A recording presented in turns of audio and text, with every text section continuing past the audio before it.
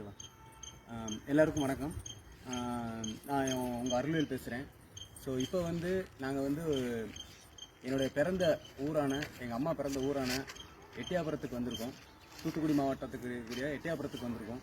So அந்த எட்டயாபுரத்தில் நம்ம ஸ்பெஷலாக வந்து இப்போ எந்த இடத்துல இருக்கிறோம்னா நம்மளோட எட்டப்ப ராஜா மீன்ஸ் என்ன, எட்டயாபுரத்தை ஆண்ட அரசனுடைய வீட்டில் தான் இருக்கிறோம். நம்ம நல்லா கவனித்து பாருங்கள். எனக்கு பின்னாடி இந்த பேக்ரவுண்டு தான் அவர் எட்டப்ப ராஜா இருந்த அரண்மனை அது.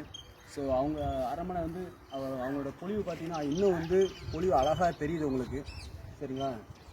அதே மாதிரி பார்த்தீங்கன்னா இதுதான் வந்து அவருடைய அந்தப்புறம் சொல்லுவாங்கள்ல, எட்டப்ப ராஜாவோட அந்தப்புறம், அதுதான் அதோட அந்தப்புறம். ஸோ அதைத்தான் நீங்கள் இப்போ பார்த்துட்ருக்கீங்க. ஸோ இதில் வந்து என்னென்னா இந்த ஊரில் தான் இது வந்து என்னென்னா எங்கள் அம்மா வந்து இந்த ஊரில் தான் பிறந்தாங்க. ஸோ நாங்கள் விசிட்டுக்கு வந்தோம், எங்கள் அம்மா பிறந்த ஊரை பார்த்தோம்.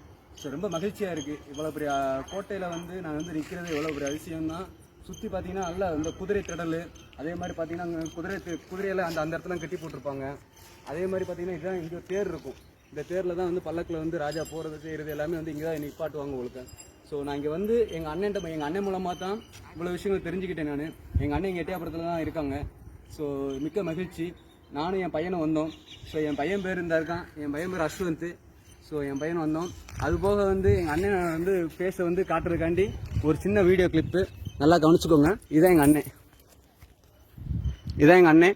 ஸோ எனக்கு வந்து இவ்வளோ பெரிய விஷயங்கள் வந்து பாரதியார் பிறந்த வீடையும் சரி, இங்கே எட்டப்ப ராஜாவோட அந்த அரசனுடைய அந்த எட்டயாபுரத்தை ஆண்ட அந்த அரசனுடைய வீட்டுக்கு வந்து அந்த அரண்மனைக்கு வந்து என்னை நிற்க வச்சு இவ்வளோ விஷயங்கள் வந்து தெரியப்படுத்தின எங்கள் அண்ணனுக்கு மிக்க நன்றியை தெரிவித்துக்கிறேன். ஸோ நன்றி மக்களே.